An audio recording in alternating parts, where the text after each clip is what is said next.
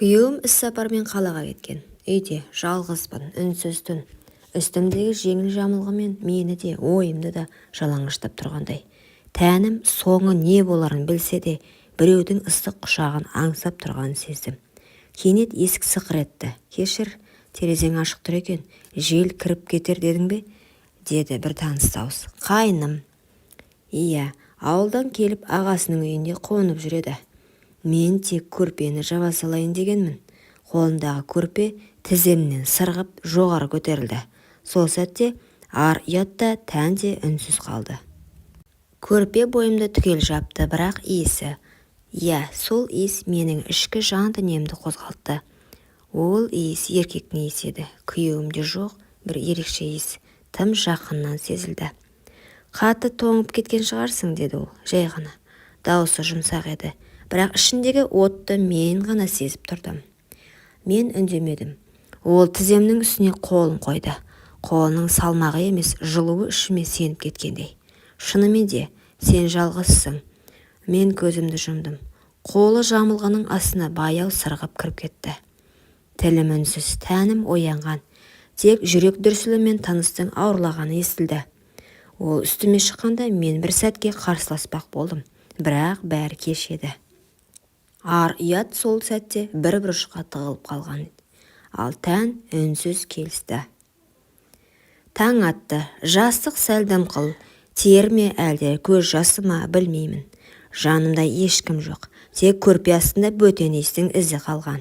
Күйеуімнің иісі емес, нағыз еркектің иісі. Кінәлі сезім бе әлде аңсау ма анықтай алмай жаттым. Кешегі түн ішімдегі жабық құлыпты ашып жіберді. Мен өзімді қор сезінген жоқпын. Қайта тұтаса елге айналғандай едім. Мойындағым келмейді, бірақ тәнім кешегі түнді қайта аңсап тұр. Жүрегім емес, тәнім сөйлеп кетті. Кешір мені, күйеуім.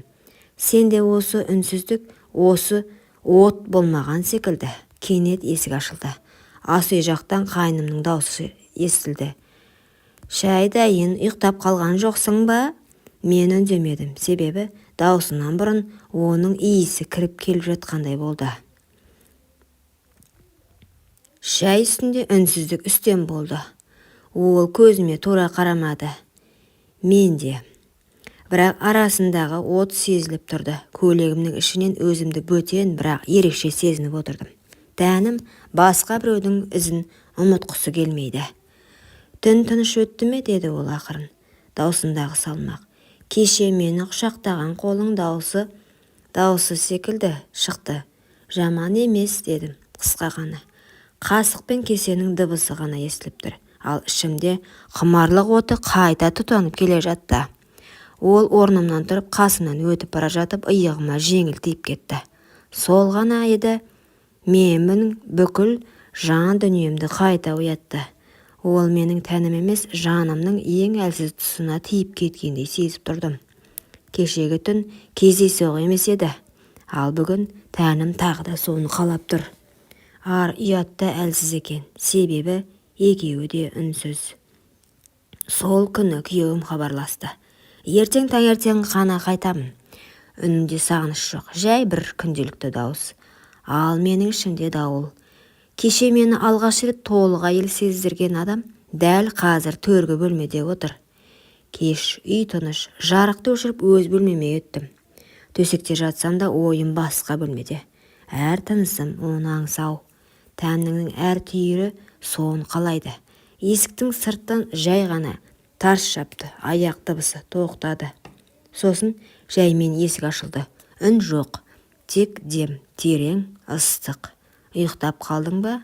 Жоқ, дедім сыбырлап. Ол жақындады. Жамылғаны көтеріп иығыма тиді. Сол сәтте ішімдегі барлық ар ұят, тыйым, ой, үнсіз күйге шегінді. Мен оны күттім. Тек тән емес, жанымда, әйелдігімде оны аңсады. Ол үстіме шықты. Екеуміз де сөйлемедік. Себебі тіл емес, құмарлық сөйлеп тұрды. Түн ұзаққа созылды. Әр жанасу кешегі емес, бүгінгі одан да батыл, одан да керемет өтті. Одан да аш көз еді. Мен ештеңе ойлағым келмеді. Тек сол сәт, сол иіс, сол еркек. Таң атты. Бұл жолы мен жалғыз оянған жоқпын. Ол қасымда жатты. Жалаңаш иығы маған тиіп тұрды. Тынысы баяу, терең. Ұйықтап жатқанмен тәнінің жылуы маған қадалып тұрды. Басыма бір сұрақ келді. Бұл енді не? Кездейсоқтық па, әлде? Ол көзін ашты. Ұйқылы ояу көзіне қарадым. Еш өкініш жоқ, еш сұрақ та жоқ. Тек бір үнсіз мойындау бар секілді. Енді бәрі бұрынғыдай болмайды. Орнынан тұрды, үстіне футболкасын асығыс киді де маған қарады. Кешір, деді, жай ғана. Бірақ бұл кешір мені емес, өзін ақтау еді. Мен басымды изедім. Үнсіз. Ішімде бір ащы шындық шыңғырып тұрғандай болды. Мен өз күйеуімді саттым. Мен өзімді жоғалттым. Бірақ сол сәтте бір бөлек шындықта ішімнен күбірледі. Сен алғаш рет өзіңді әйел сезіндің. Күйеуім үйге таңертең келді. Әдеттегідей жымиып кірді. Құшақтап сүйді. Бірақ мен сол сәтте оның иісінен бөтен иісті іздеп кеттім. Қайным дастархан басында үнсіз отырды. Бұрынғыдай емес. Екеуміз де көз түйістірмедік. Бірақ ішімізде бір-бірінің барлық сырын біліп отырғандай сезілді. Күйеуім күліп сөйлеп отыр. Мен күліп отырмын. Ал жүрегім екі ортада тұншығып отыр. Кешкісін ол: қайным кетем дейді. Қалада жұмыс тапқан екен. Інім кетем деді. Қалада жұмыс тапқан екен деді. Мен басымды изедім. Жауап бермедім. Ішімде бір шындық қимай жылап жатты. Бірақ тілім үнсіз. Сол күні кешке ол менің бөлмемнің есігін соңғы рет ашты. Кірмеді, тек үнсіз қарады. Көзінде: мен саған ештеңеге уәде ете алмаймын. Бірақ мен сені шын қаладым деген үнсіз сөз тұрды. Мен де көзімнен жауап бердім. Мен де, бірақ өмір бойы біз қалағандай болмайды. Ол үнсіз бұрылып кетті. Ал мен сол сәттен бастап бір түннің құпиясын өмір бойы жүрек түкпіріне бекіттім. Себебі ар ұят үндемесе де жүрек ешқашан ұмытпайды. Әттең, күйеуім қайным сияқты бола алғанда ғой. Кейде адам ақылмен емес, тәнмен өмір сүріп жатқанын кеш түсінеді. Сырттай бәрі бүтін. Үйім бар, күйеуім бар, бірақ бір нәрсе жетпейді. Жетіспейтін еркек. Күйеуім мені сүйеді, бірақ сүйіспеншілігі сабырлы, салқын. Мен әйел ретінде еркектің құшағында еріп кетуді аңсаймын. Ол міндетіндей ғана өтейді. Көзіме қарап не сезініп тұрғанымды түсінбейді.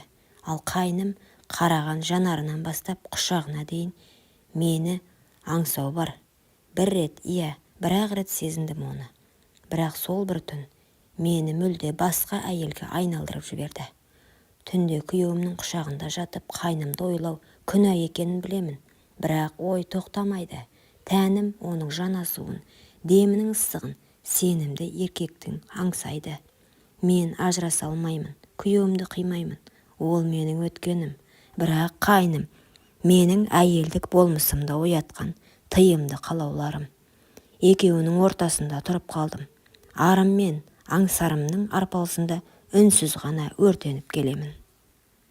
Құрметті оқырман, өмірден алынған шынайы оқиғаларды тыңдағыңыз келсе, менің арнама тіркеліп, лайк, комментарий жазып қолдап кетіңіздер. Келесі кездескенше.